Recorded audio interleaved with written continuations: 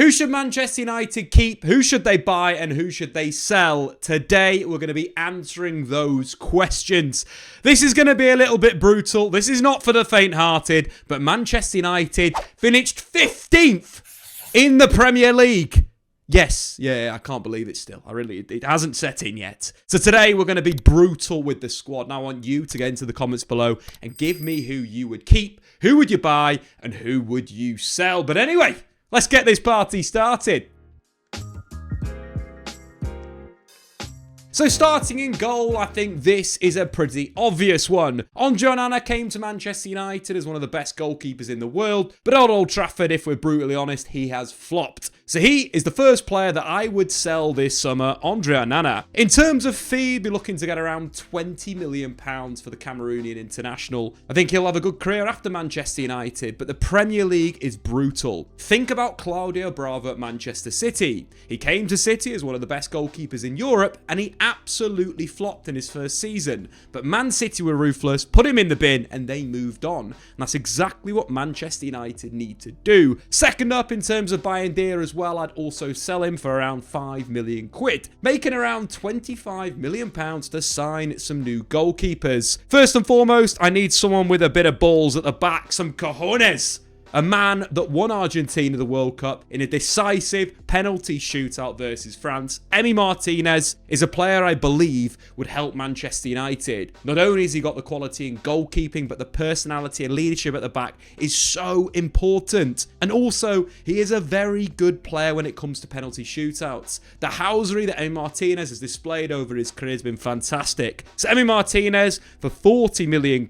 Yes, we're spending quite a lot of money on a goalkeeper, but we want quality, Premier League proven, that is not going to chuck the ball in the back of the net. Next up, we need to sign a backup goalkeeper. And I think we should go to Antwerp and sign Lemers for around £20 million. A young goalkeeper, 22 years old, can learn from Emi Martinez. I think this massively improves Manchester United. The biggest areas where United need to improve is their own box and the opponent's box. So we're starting resolving some of those problems at the back. Right into the defence, the first player that Manchester United need to sell this summer is Luke Shaw. Not only is he on astronomical wages for a left fullback, he simply hasn't played enough over the last 2 seasons. He showed no consistency in performance and looking after himself. The only consistency he's shown is not being on the pitch. He's a player that came with great promise, but it's time for Manchester United to simply sell him and move on. So taking a look at the back three, let's start to build our squad out. Of course, Heaven has come in from Arsenal and looked absolutely fantastic. His ability to play out from the back, drive into midfield, he's also looked good in duels. He is a player that United need to build around in terms of that's the signing.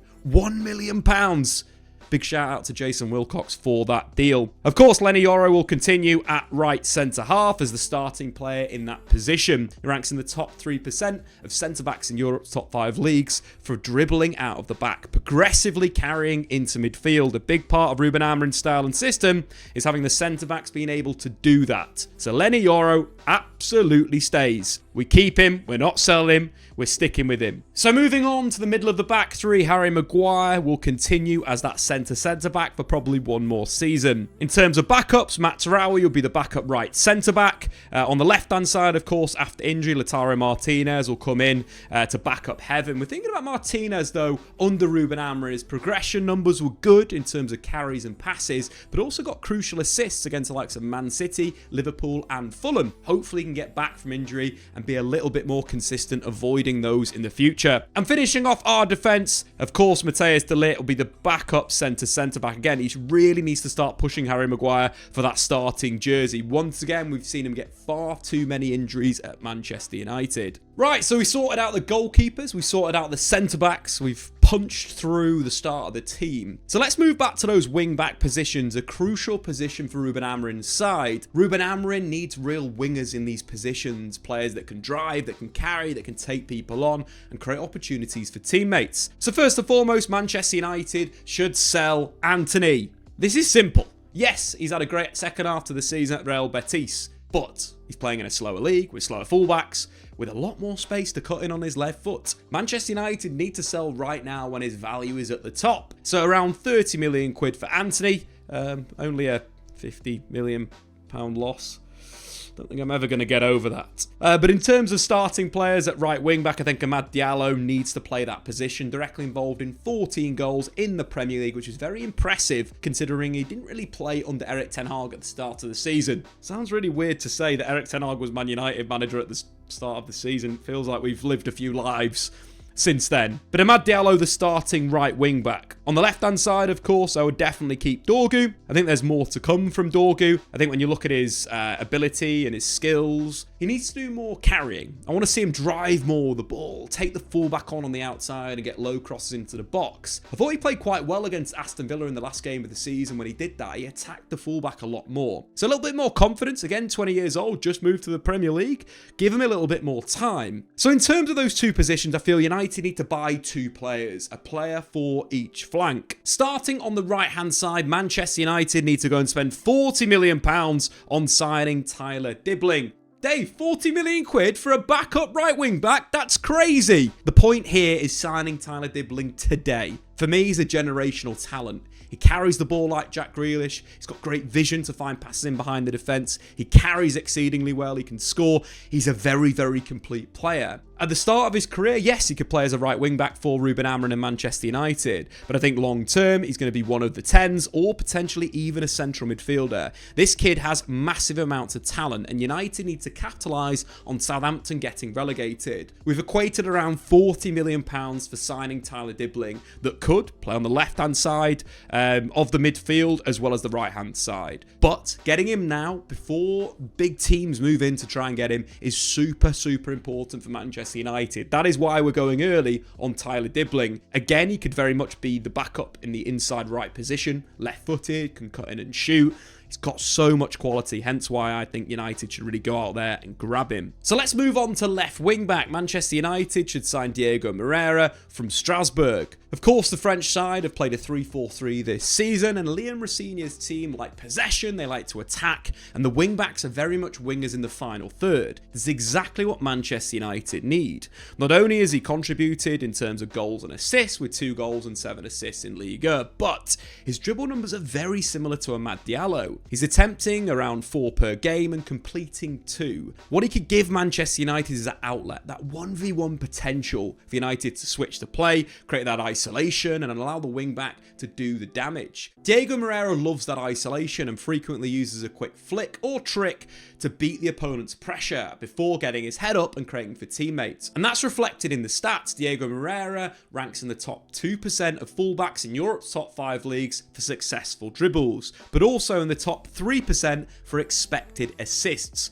Quality, ability 1v1, the perfect player for Manchester United. And looking at Chelsea's setup and system, he doesn't really fit their model being a wing back. Hence why United need to act and could sign him for around 20 million quid. Right, moving into central midfield. First and foremost, Bruno Fernandes will continue in central midfield. He's a player that has been Manchester United since joining the football club. His goal involvements in 2025 are an absolute joke. He's up there with the best in Europe. The idea for Bruno, of course, maybe is to continue as this kind of free 8 player that can move into the attacking midfield line for a few seasons and then eventually drop back and become a true holding midfielder, a deep line playmaker like Andre Pirlo. So Manchester United need to sign a partner for Bruno Fernandes. Yes, they could sign Hullman from Sporting Lisbon, would instantly fit into Amorim's system and style, but we've been down that road before. You want a Premier League ready option? Adam Wharton is the guy. But why would you spend 70, 80 million quid on a player that you could have bought for 20 if your scouts were awake?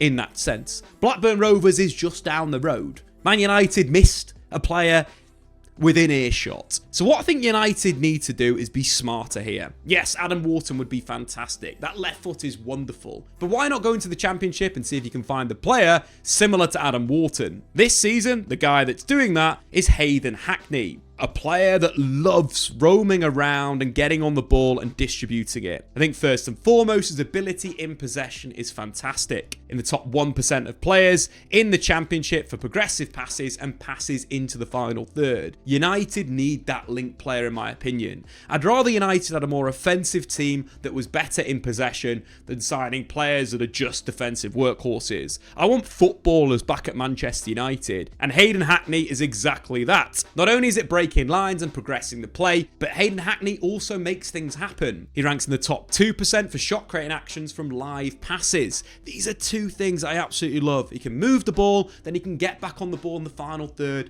and make things happen. When we look at the United team, probably Bruno Fernandes is the only player that can do that in the current squad. United need more players like that. And given that you're playing a back three, you can play less defensively minded midfielders, knowing that you've got a stopper defender or an outside centre-back that can step into midfield. Man United is an attacking team. It's an attacking culture.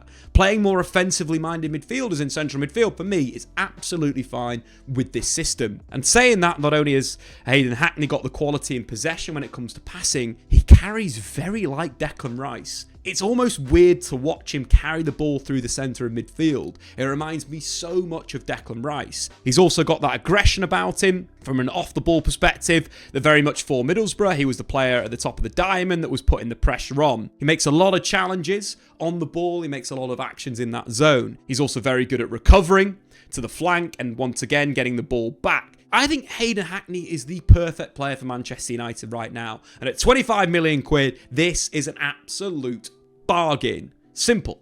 Don't sign the expensive ones. Go to the Championship. We know it's a league that works in the Premier League. And sign a midfielder. In terms of the rest of that midfield line, of course, Kobbie Mainoo is going to be in and around the conversation. I completely agree with Gary Neville that Manchester United need to not fail Kobbie. He's got the quality, he's got the ability, and we've got to remember he is such a young kid. At the moment where I want to see him play is 6, 8, 10. I want him to play multiple positions so he can understand what he needs to do in all these areas to make him a complete player. He shouldn't be first choice right now, but he should be a really good backup that United can play off the bench in certain areas, in certain games that they feel they could use someone like Kobbie who can retain it very well in between the lines and get on the ball. In terms of obviously other options, Uncle Miro will be staying for another season, which I'm quite happy about. You know, I love Casemiro. I love that he's at Manchester United, and I love we're starting to see a real good run of form for him in central midfield. And of course, Ugarte, finishes off this midfield line. I think with Ugarte, big thing that we mentioned coming into the football club, absolutely elite off the ball, in possession.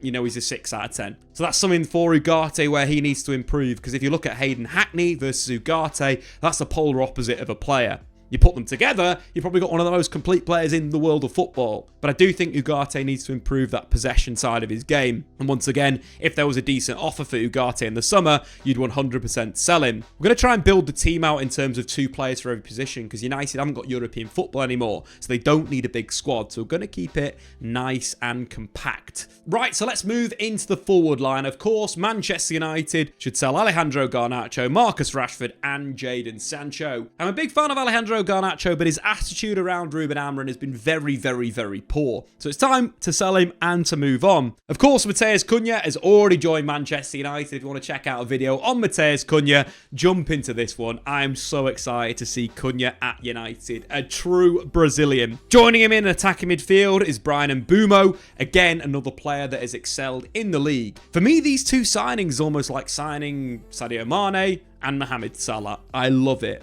And Mbeumo in the Premier League this season, 20 goals. That is quality that United are adding to the forward line. Of course, around that, United need a number 9. If it was up to me, I think you're looking at signing Jean-Philippe Mateta for around £40 million.